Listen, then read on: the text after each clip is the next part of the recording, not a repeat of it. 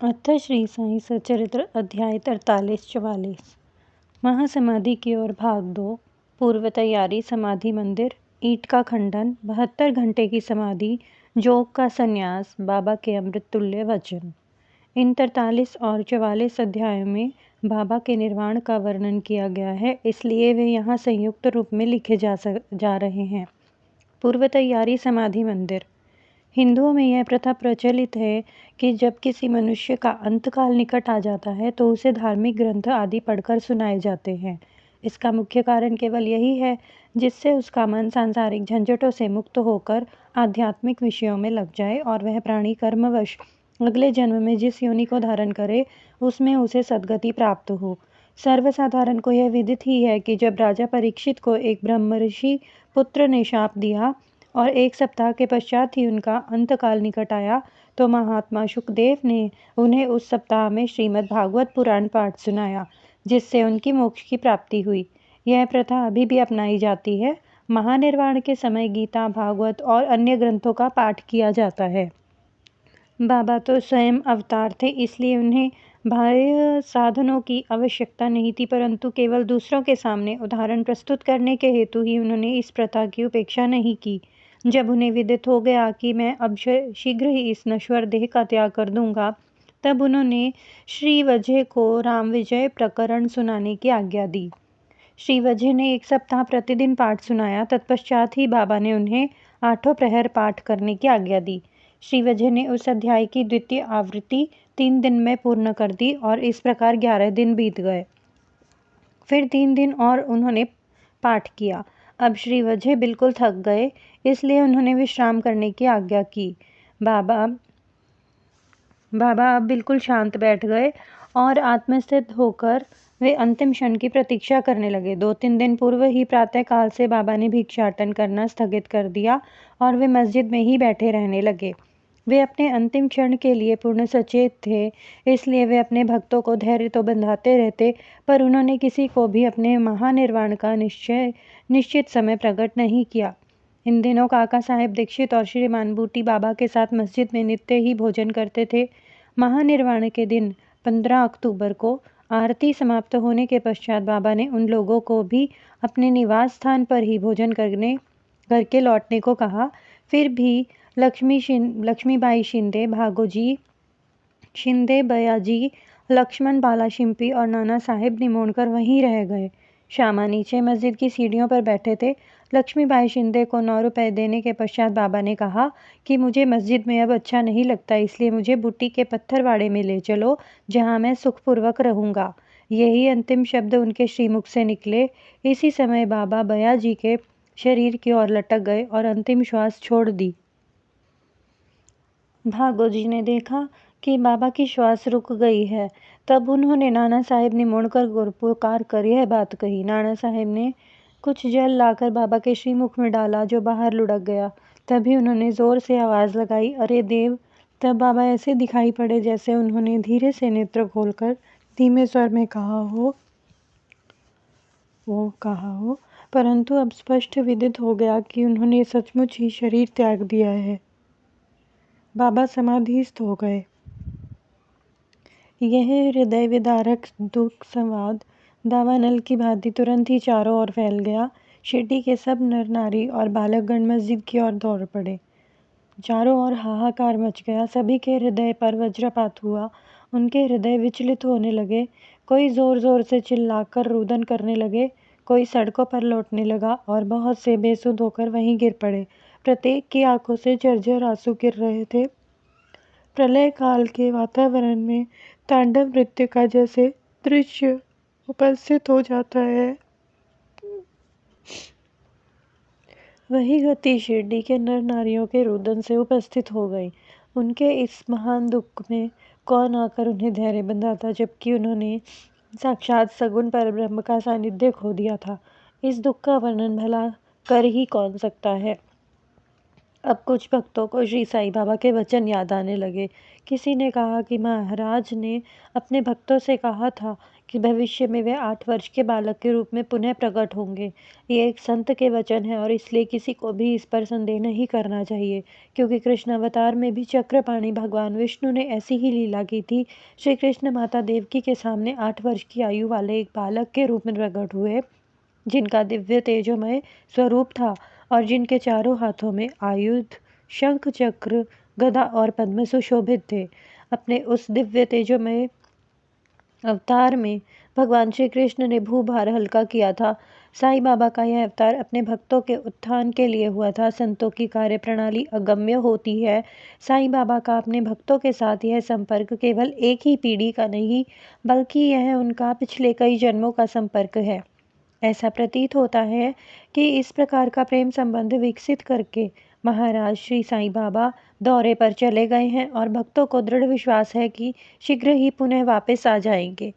अब समस्या उत्पन्न हुई कि बाबा के शरीर की अंतिम क्रिया किस प्रकार की जाए। कुछ यवन लोग कहने लगे कि उनके शरीर को कब्रिस्तान में दफन कर उसके ऊपर एक मकबरा बना देना चाहिए। खुशहाल चंद और अमीर शक्कर की भी यही धारणा थी, परंतु ग्राम्य अधिकारी श्री रामचंद्र पाटिल ने दृढ़ और निश्चयात्मक स्वर में कहा कि तुम्हारी निर्णय मुझे मान्य नहीं है। शरीर को वाड़े के अतिरिक्त अन्यत्र कहीं भी नहीं रखा जाएगा। इस प्रकार लोगों में मतभेद उत्पन्न हो गया और वह वाद विवाद 36 घंटों तक चलता रहा। बुधवार के दिन प्रातःकाल बाबा ने लक्ष्मण मामा जोशी को सपन दिया और उन्हें अपने हाथों से खींचते हुए कहा कि बुधवार के दिन कि शीघ्र उठो। बापू साहिब समझता है कि मैं मृत हो गया हूँ, इसलिए वह तो आएगा नहीं। तुम पूजन और काकड़ आरती करो। लक्ष्मण मामा ग्राम के ज्योतिषी श्यामा के मामा और एक कर्मठ ब्राह्मण थे। वे नित्य प्रातःकाल बाबा की पूजन किया करते, तत्पश्चात ही ग्राम देवी देवताओं की। उनकी बाबा पर दृढ़ निष्ठा थी, इसलिए इस दृष्टांत के पश्चात वे पूजन की समस्त सामग्री लेकर वहां आए और ज्यों ही उन्होंने बाबा के मुख का आवरण हटाया तो उस निर्जीव अलौकिक महान प्रदीप्त प्रतिभा के दर्शन कर वे स्तब्ध रह गए, मानो हिमांशु ने उन्हें अपने पाश में आबद्ध करके जड़वत बना दिया हो। स्वप्न की स्मृति ने उन्हें अपना कर्तव्य करने को प्रेरित कर दिया। फिर उन्होंने मौलवियों के विरोध की भी कुछ चिंता ना कर विधिवत पूजन और काकड़ आरती की। दोपहर को बापू साहेब जोग भी अन्य भक्तों के साथ आए और सदैव की भांति मध्याह्न की आरती की। बाबा के अंतिम श्री वचनों को आदरपूर्वक स्वीकार करके लोगों ने उनके शरीर को बूटीवाड़े में ही रखने का निश्चय किया और वहां का मध्य भाग खोदना आरंभ कर दिया। मंगलवार की संध्या को राहता से सब इंस्पेक्टर और भिन्न भिन्न स्थानों से अनेक लोग वहां आकर एकत्र हुए। सब लोगों ने उस प्रस्ताव को स्वीकार कर लिया। दूसरे दिन प्रातःकाल बंबई से अमीर भाई और कोपर गांव से मामलेदार भी वहां आ पहुंचे। उन्होंने देखा कि लोग अभी भी एकमत नहीं हैं। तब उन्होंने मतदान करवाया और पाया कि अधिकांश लोगों का बहुमत वाड़े के पक्ष में ही है। फिर भी वे इस विषय में कलेक्टर की स्वीकृति अति आवश्यक समझते थे। तब काका साहेब स्वयं अहमदनगर जाने को उद्यत हुए, परंतु बाबा की प्रेरणा से विपक्षियों ने भी प्रस्ताव सहर्ष स्वीकार कर लिया और उन सब ने मिलकर अपने मत भी वाड़े की ही पक्ष में किया। अतः बुधवार की संध्या को बाबा का पवित्र शरीर बड़ी धूमधाम और समारोह के साथ वाड़े में लाया गया और विधि पूर्वक उस स्थान पर समाधि बना दी गई जहां मुरलीधर की मूर्ति स्थापित होनी थी। सच तो यह है कि बाबा मुरलीधर बन गए और वाड़ा समाधि मंदिर तथा भक्तों का एक पवित्र देवस्थान जहां अनेक भक्त आया जाया करते थे और अभी भी नित्य प्रति वहां आकर सुख और शांति प्राप्त करते हैं। बाला साहेब भाटे और बाबा के अनन्य भक्त श्री उपासनी ने बाबा की विधिवत अंतिम क्रिया की, जैसा प्रोफेसर नार्के को देखने में आया। यह बात विशेष ध्यान देने योग्य है कि बाबा का शरीर 36 घंटे के उपरांत भी जड़ नहीं हुआ और उनके शरीर का प्रत्येक अवयव लचीला बना रहा, जिससे शरीर पर से कफनी बिना चीरे सरलता से निकाली जा सकी। ईंट का खंड। बाबा के निर्वाण के कुछ समय पूर्व एक अपशकुन हुआ, जो इस घटना की पूर्व सूचना स्वरूप था। मस्जिद में एक पुरानी ईंट थी जिस पर बाबा अपना हाथ टेक कर रखते थे। रात्रि के समय बाबा उस पर सिर रखकर शयन किया करते थे। यह कार्यक्रम अनेक वर्षों तक चला। एक दिन बाबा की अनुपस्थिति में एक बालक ने मस्जिद में झाड़ू लगाते हुए वह ईंट अपने हाथ में उठाई। दुर्भाग्यवश वह ईंट उसके हाथ से गिर गई और उसके 2 टुकड़े हो गए। जब बाबा को इस बात की सूचना मिली तो उनको बहुत दुख हुआ और वे कहने लगे कि यह ईंट नहीं फूटी है, मेरा भाग्य ही फूटकर छिन्न भिन्न हो गया है। यह तो मेरी जीवन संगिनी थी और इसको अपने पास रखकर मैं आत्मचिंतन किया करता था। यह मुझे अपने प्राणों के समान प्रिय थी और उसने आज मेरा साथ छोड़ दिया है। कुछ लोग यहाँ शंका कर सकते हैं कि बाबा को ईंट जैसी एक तुच्छ वस्तु के लिए इतना शोक क्यों करना चाहिए। इसका उत्तर हिमाड़पंत इस प्रकार देते हैं कि संत जगत के उद्धार तथा दीन और अनाश्रितों के कल्याणार्थ ही अवतीर्ण होते हैं। जब वे नरदेह धारण करते हैं और जनसंपर्क में आते हैं तो वे इसी प्रकार आचरण किया करते हैं, अर्थात बाहरी रूप से वे अन्य लोगों के समान ही हंसते खेलते और रोते हैं, परंतु आंतरिक रूप से वे अपना अवतार कार्य और उसके ध्येय के लिए सदैव सजग रहते हैं। 72 घंटे की समाधि। इसके 32 वर्ष पूर्व भी बाबा ने अपनी जीवन रेखा पार करने का एक प्रयास किया था। 1886 में मार्गशीर्ष को पूर्णिमा के दिन बाबा को दमा से अधिक पीड़ा हुई और इस व्याधि से छुटकारा पाने के लिए उन्होंने अपने प्राण ब्रह्मांड में चढ़ाकर समाधि लगाने का विचार किया। अतएव उन्होंने भगत महालसापति से कहा कि तुम मेरे शरीर की 3 दिन तक रक्षा करना और यदि मैं वापस लौट आया तो ठीक है, नहीं तो एक स्थान को इंगित करते हुए कहा, यहाँ पर मेरी समाधि बना देना और 2 ध्वजाएं चिन्ह स्वरूप फहरा देना। ऐसा कहकर बाबा रात में लगभग 10 बजे पृथ्वी पर लेट गए। उनका श्वासोच्छ्वास बंद हो गया और ऐसा दिखाई देने लगा कि जैसे उनके शरीर में प्राण ही ना हो। सभी लोग जिनमें ग्रामवासी भी थे वहां एकत्रित हुए और शरीर परीक्षण के पश्चात शरीर को उनके द्वारा बताए हुए स्थान पर समाधिस्थ कर देने का निश्चय करने लगे, परंतु भगत महालसापति ने उन्हें ऐसा करने से रोका और उनके शरीर को अपनी गोद में रखकर वे 3 दिन तक उसकी रक्षा करते रहे। 3 दिन व्यतीत होने पर रात को लगभग 3 बजे प्राण लौटने के चिन्ह दिखाई देने लगे। श्वासोच्छ्वास पुनः चालू हो गया और उनके अंग प्रत्यंग हिलने लगे। उन्होंने नेत्र खोल दिए और करवट लेते हुए वे पुनः चेतना में आ गए। इस प्रसंग और अन्य प्रसंगों पर दृष्टिपात कर अब हम यह पाठकों पर छोड़ते हैं कि वे ही इसका निश्चय करें कि क्या बाबा अन्य लोगों की भांति ही 3.5 हाथ लंबे एक देहधारी मानव थे, जिस देह को उन्होंने कुछ ही वर्षों तक धारण करने के पश्चात छोड़ दिया था, या वे स्वयं आत्मज्योति स्वरूप थे। पंचमहाभूतों से शरीर निर्मित होने के कारण उसका नाश और अंत तो सुनिश्चित है, परंतु जो सद्वस्तु आत्मा अंतःकरण में है वही यथार्थ में सत्य है। उसका न रूप है, न अंत है और न ही नाश। यही शुद्ध चैतन्य घन या ब्रह्म इंद्रियों और मन पर शासन और नियंत्रण रखने वाला जो तत्व है वही साईं है, जो संसार के समस्त प्राणियों में विद्यमान है और जो सर्वव्यापी है। अपना अवतार कार्य पूर्ण करने के लिए ही उन्होंने देह धारण किया था और वह कार्य पूर्ण होने पर उन्होंने उसे त्याग कर पुनः अपना शाश्वत और अनंत स्वरूप धारण कर लिया। श्री दत्तात्रेय के पूर्ण अवतार गाणगापुर के श्री नरसिंह सरस्वती के समान श्री साईं भी सदैव वर्तमान है। उनका निर्वाण तो एक औपचारिक बात है। वे जड़ और चेतन सभी पदार्थों में व्याप्त हैं तथा सर्वभूतों के अंतःकरण के संचालक और नियंत्रण करता है। इसका अभी भी अनुभव किया जा सकता है और अनेकों के अनुभव में आ भी चुका है, जो अनन्य भाव से उनके शरणागत हो चुके हैं और जो पूर्ण अंतःकरण से उनके उपासक हैं। यद्यपि बाबा का स्वरूप अब देखने को नहीं मिल सकता है, फिर भी यदि हम शिरडी को जाएं तो हमें वहां उनका जीवित सदृश चित्र मस्जिद द्वारका माई को शोभायमान करते हुए अब भी देखने में आएगा। यह चित्र बाबा के एक प्रसिद्ध भक्त कलाकार श्री श्याम राव जयकर ने बनाया था। एक कल्पनाशील और भक्त दर्शक को यह चित्र अभी भी बाबा के दर्शन के समान ही संतोष और सुख पहुंचाता है। बाबा अब देह में स्थित नहीं है, परंतु वे सर्वभूतों में व्याप्त हैं और भक्तों का कल्याण पूर्ववत ही करते रहते हैं, करते रहेंगे, जैसा कि वे सदेह रहकर किया करते थे। बाबा संतों के समान अमर हैं, चाहे वे नरदेह धारण कर लें, जो कि एक आवरण मात्र है, परंतु वे तो स्वयं भगवान श्री हरि हैं, जो समय समय पर भूतल पर अवतीर्ण होते हैं। बापू साहेब जोग का संन्यास। जोग के संन्यास की चर्चा कर हिमाड़पंत यह अध्याय समाप्त करते हैं। श्री सखाराम हरि उर्फ बापू साहेब जोग पुणे के प्रसिद्ध वारकरी विष्णु बुवा जोग के काका थे। वे लोक कर्म विभाग PWD में पर्यवेक्षक सुपरवाइजर थे। सेवानिवृत्ति के पश्चात वे सपत्नीक शिरडी में आकर रहने लगे। उनके कोई संतान नहीं थी। पति और पत्नी दोनों की ही साईं चरणों पर अटल श्रद्धा थी।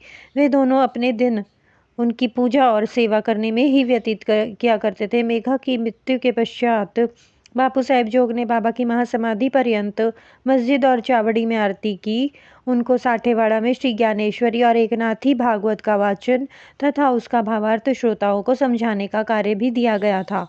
इस प्रकार अनेक वर्षों तक सेवा करने के पश्चात उन्होंने एक बार बाबा से प्रार्थना की कि हे मेरे जीवन के एकमात्र आधार, आपके पूजनीय चरणों का दर्शन कर समस्त प्राणियों को परम शांति का अनुभव होता है।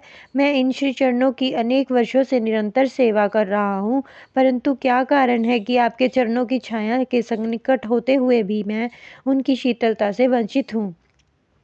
मेरे इस जीवन में कौन सा सुख है यदि मेरा चंचल मन शांत और स्थिर बनकर आपके श्री चरणों में मग्न नहीं होता? क्या इतने वर्षों का मेरा संत समागम व्यर्थ ही जाएगा? मेरे जीवन में वह शुभ घड़ी कब आएगी जब आपकी मुझ पर कृपा दृष्टि होगी? भक्त की प्रार्थना सुनकर बाबा को दया आ गई। उन्होंने उत्तर दिया कि थोड़े ही दिन में अब तुम्हारे अशुभ कर्म समाप्त हो जाएंगे तथा पाप और पुण्य जलकर ही भस्म हो जाएंगे।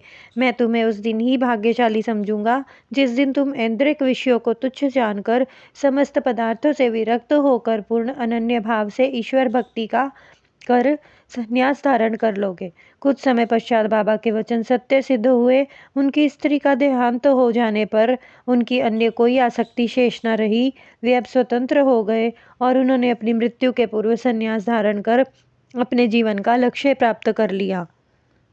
बाबा के अमृत तुल्य वचन। दयानिधि कृपालु श्री साईं समर्थ ने मस्जिद द्वारकामाई में अनेक बार निम्नलिखित सुधोपहम वचन कहे थे। जो मुझे अत्यधिक प्रेम करता है वह सदैव मेरे दर्शन पाता है। उसके लिए मेरे बिना सारा संसार ही सूना है। वह केवल मेरा ही लीला गान करता है। वह सतत मेरा ही ध्यान करता है और सदैव मेरा ही नाम जपता है। जो पूर्ण रूप से मेरी शरण में आ जाता है और सदा मेरा ही स्मरण करता है, अपने ऊपर उसका यह ऋण मैं उसे मुक्ति आत्मोपलब्धि प्रदान करके ही चुका दूंगा। जो मेरा ही चिंतन करता है और मेरे प्रेम ही जिसकी भूख प्यास है और जो पहले मुझे अर्पित किए बिना कुछ नहीं खाता, मैं उसके अधीन हूँ। जो इस प्रकार मेरी शरण में आता है वह मुझसे मिलकर उसी तरह एकाकर हो जाता है जिस तरह नदियाँ समुद्र से मिलकर तदाकर होती हैं। अतएव महत्ता और अहंकार का सर्वथा परित्याग करके तुम्हें मेरे प्रति जो तुम्हारे हृदय में आसीन है पूर्ण रूप से समर्पित हो जाना चाहिए। यह मैं कौन है? श्री साईं बाबा ने अनेक बार समझाया कि यह मैं कौन है। इस मैं को ढूंढने के लिए अधिक दूर जाने की आवश्यकता नहीं है।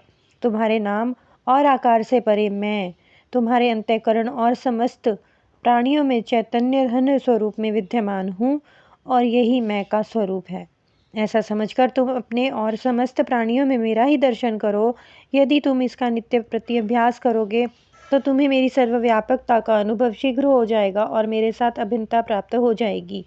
अतः हिमाडपंत पाठकों को नमन कर उनसे प्रेम और आदर पूर्वक विनम्र प्रार्थना करते हैं कि उन्हें समस्त देवताओं, संतों और भक्तों का आदर करना चाहिए। बाबा सदैव कहा करते थे कि जो दूसरों को पीड़ा पहुंचाता है वह मेरे हृदय को दुख देता है और मुझे कष्ट पहुंचाता है। इसके विपरीत जो स्वयं कष्ट सहन करता है वह मुझे अधिक प्रिय है। बाबा समस्त प्राणियों में विद्यमान हैं और उनकी हर प्रकार से रक्षा करते हैं। समस्त जीवों से प्रेम करो, यही उनकी आंतरिक इच्छा है। इस प्रकार का विशुद्ध अमृतमय स्तोत्र उनके श्रीमुख से सदैव झरता रहता था।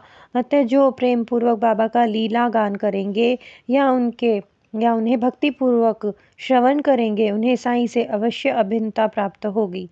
श्री सद्गुरु साईनाथ अर्पणमस्तु। शुभम भवतु। ओम साई राम।